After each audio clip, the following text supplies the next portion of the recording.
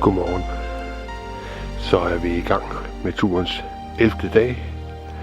Det er i dag onsdag den 23. juli. Og jeg er vågnet op her på Kirkeeng Camping i det sydøstligste hjørne af Norge. Meget tæt på den norsk-svenske grænse.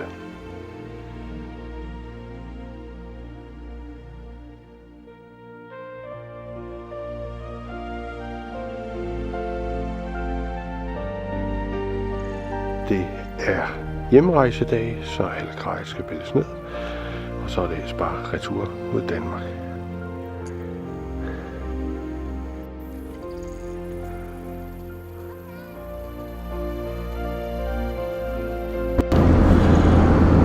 Så er vi på vejen igen.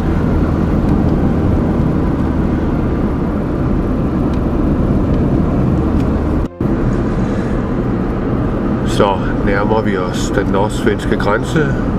Jeg er lige kørt ind i den bygd, eller det område, der hedder Bjørkebæk. Og det er i det område, grænsen den ligger. Så kører jeg over rigsgrænsen til Sverige. Sådan, så er jeg kørt ud af Norge og kørt ind i Sverige. Det var ikke det store nummer, der var gjort ud af det. Et gammelt bulet blikskilt. Og så er man inde i Sverige. Og det er det område, der hedder Strømmen. Jeg er kørt ind i. Det hedder det på den svenske side.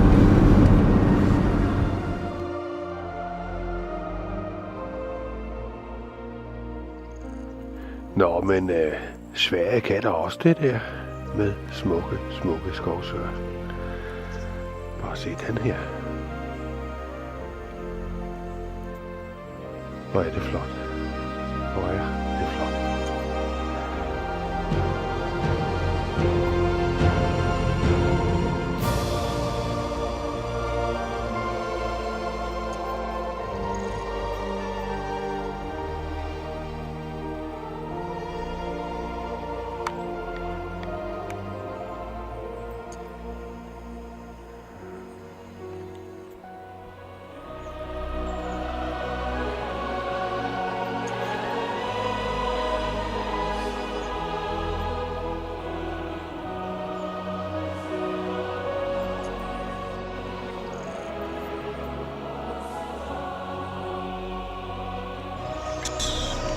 Så er jeg løbet ind i lidt af et problem, for den vej jeg skulle ned af her,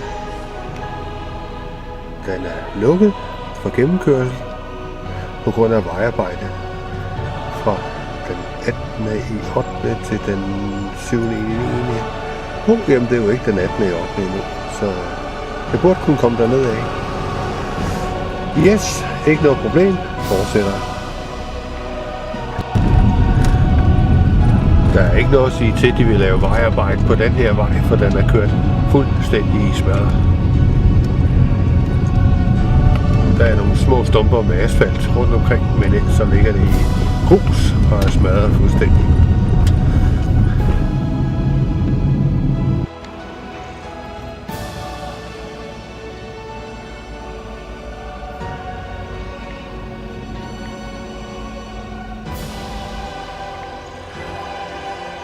Så har jeg taget en afstikker fra vejen, kørt cirka 3 km ind i en skov, og her kommer jeg til det, som de kalder for Trestiklands Nationalpark.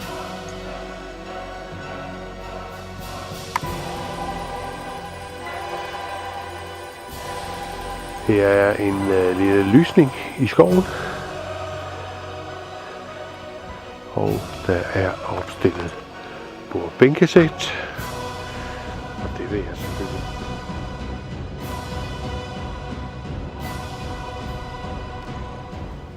Sådan. I løbet af 5 minutter, så er det dækket op. Kedlen er sat over trankeringen, og der er kogende vand, kaffe, marmelademader, havregryn med mælk og sukker. Ja, så er det bare at sige velbekomme.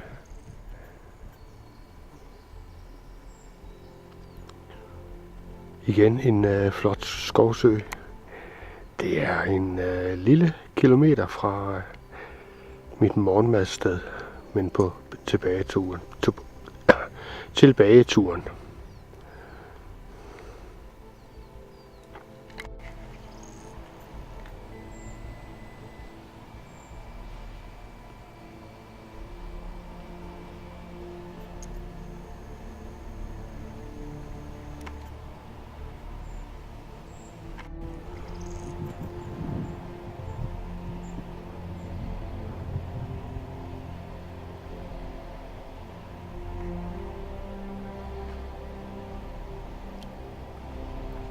Kan du se fiskene?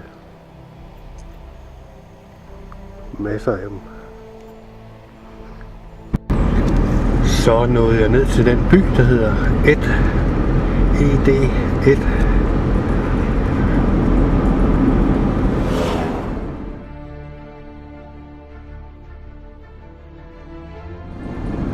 Så er jeg på vej imod en by, der hedder Bækkefors.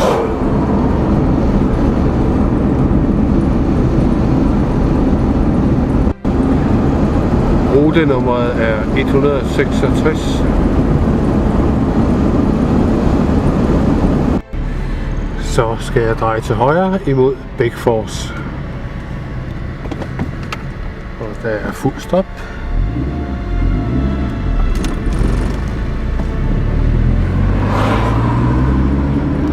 Og ruten hedder 166/172.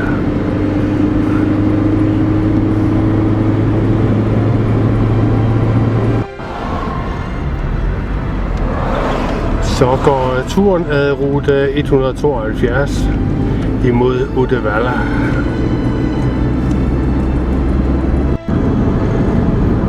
Så går det ellers bare sydvest over i Raske Fjed, op på et 94 km i timen af rute 172.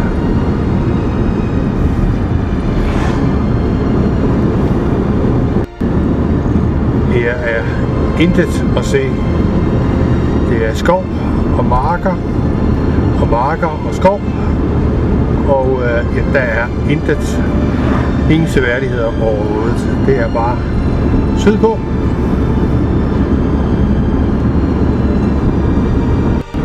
Nå, jeg skulle så ikke imod Uddevalla. Jeg er nu drejet til venstre imod Stien og Vänersborg.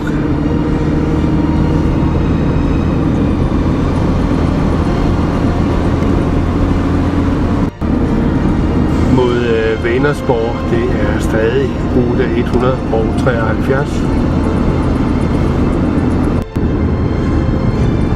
Det er stadig rute 173, og der sker intet. Der er ikke en seværdighed, der er intet. Det er skov, marker og skov.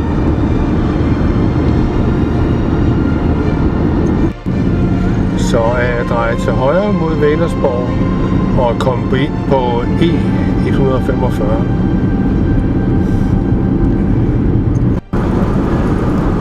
Nå, E145, det var bare lidt voldsomt. Det er E45.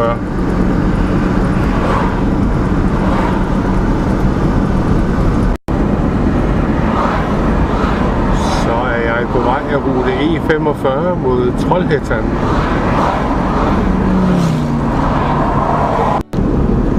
Så er jeg på vej ud af rute 42, 44 og 47. Ja, det er altså den samme vej, der har alle tre rutenumre på det her sted.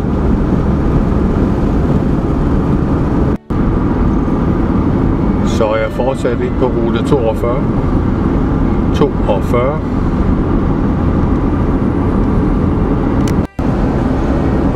1 time senere, det er stadig rute 42.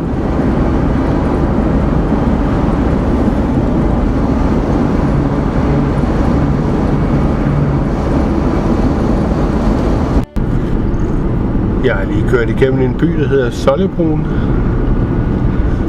og fortsætter af rute 42.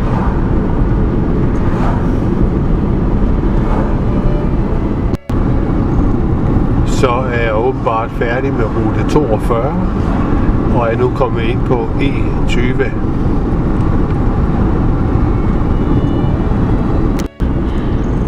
Det med E20 var åbenbart en kortere bemærkning. Nu er jeg tilbage på rute 42 igen.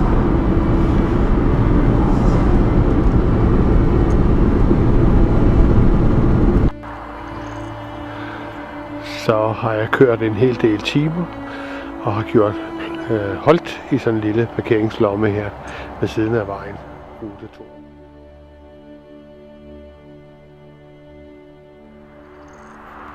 Og det, der er tiltrakt specielt her, det er den her flotte skovsø.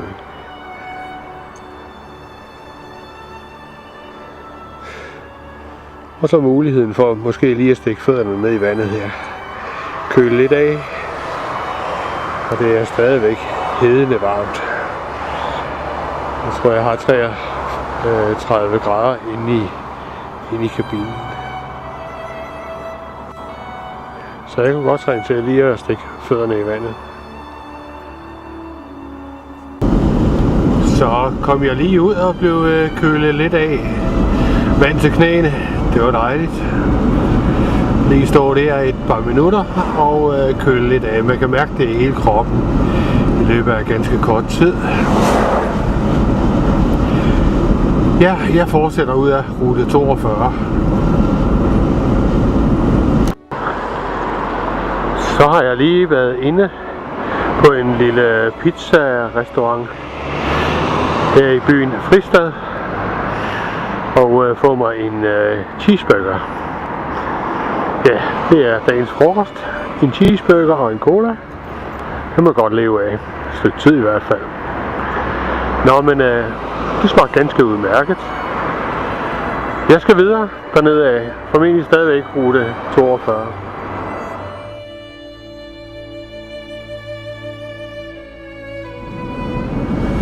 Nå, men jeg skal videre derudad. Og jeg er nu på vej imod en by, der hedder Dalsjöfors.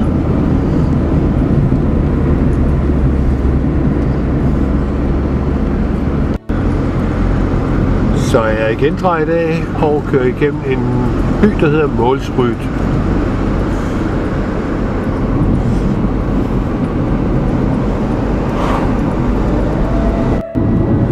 Så er jeg kommet ned på rute 27 imod Karlskrona.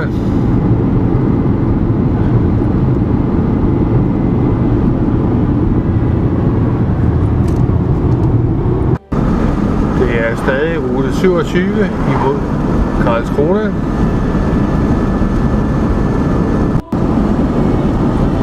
Så nåede jeg til Tranemo. Stadig rute 27. Det er stadig rute 27. Men nu har jeg været inde på en resteplads og omprogrammeret min GPS. Så fra nu af må den gerne vælge motorvej, og den må gerne vælge betalingsveje. Fordi vi er så tæt på Danmark, som vi er. Og det skar lige 2 timer af transporten. Så at jeg vil være hjemme efter GPS'en nu, hvis ikke jeg laver nogle ophold undervejs. Det gør jeg jo. Men så vil jeg være hjemme ved 9-tiden i aften.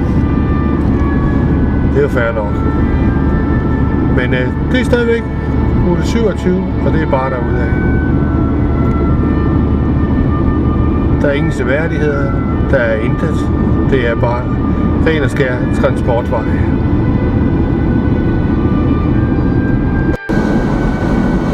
Så er jeg kommet ned på rute 26 imod Halmstad. 1 time senere. Stadig rute 26 mod Halmstad. Klokken den er ved at være 7 aften. Så i løbet af et par timer, der burde jeg kunne være hjemme.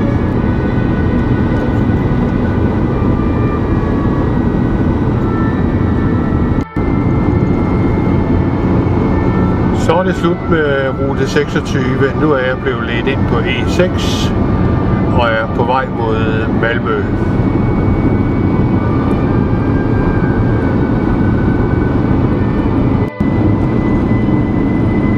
Så nåede jeg så langt ned som til Hallandsåsen, som jeg skal op af lige om et øjeblik.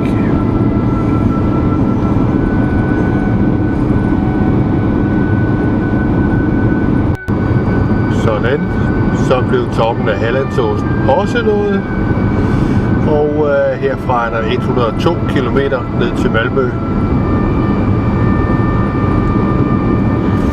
Jeg kommer nok lige til at indrømme, at jeg har taget lidt fejl af tiden, fordi min GPS har været fejlprogrammeret.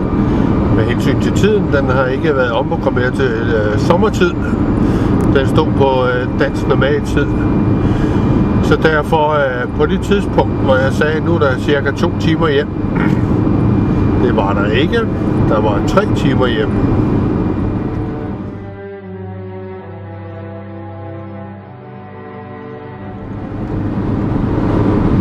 Stadig på vej mod Malmø.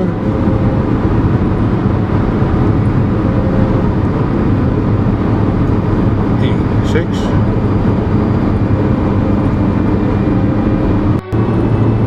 Så er jeg på vej udenom Malmø og ned imod broen.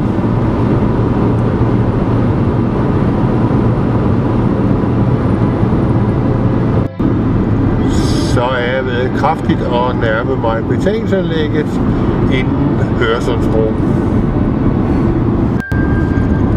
Så nåede jeg vel igennem betalingsanlægget og er nu ude på Øresundsbroen.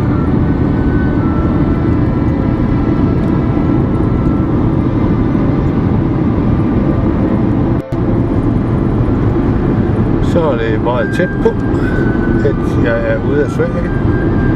Sådan. Så er jeg ude af Sverige og ind i Danmark.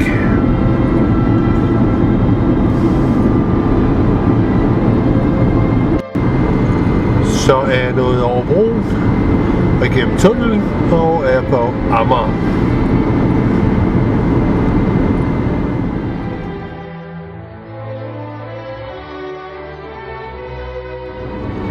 Så nåede jeg frem til Roskilde.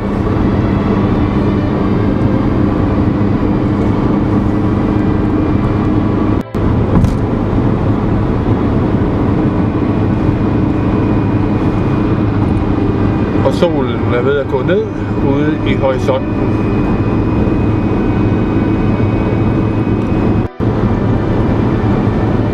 Så er det lige før, at motorvejen ender herude ved Tuse og glider over i motortrafikvejen.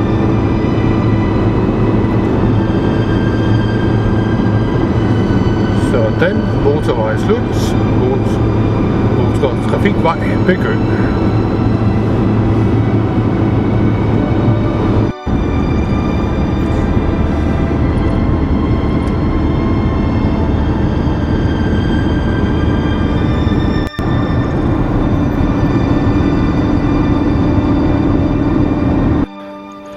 Sådan, hjemme igen, Møllevægge 21, efter 11 dejlige, uforglemmelige dage i Norge. Skøn tur. Startede med, knap så godt vejr, regnvejr og så videre. Ganske som det plejer, stort set, når jeg holder ferie i Norge. Og det sluttede af med bragende, bullerne solskin og en hedende varme. Men skønt alligevel. Jeg nåede mine mål, de ting, jeg havde sat mig for hjemmefra, så alt gik som det skulle. Bilen har der været lidt problemer med. Jeg tror lige, den skal ned og kigges lidt på i en af de nærmeste dage. Så er der bare tilbage og pakke ud, få sat vaskemaskinen i gang, og så ellers komme ind og få sig et bad, og så en god nats søvn. Så jeg vil sige, Godnat, og tak for denne gang.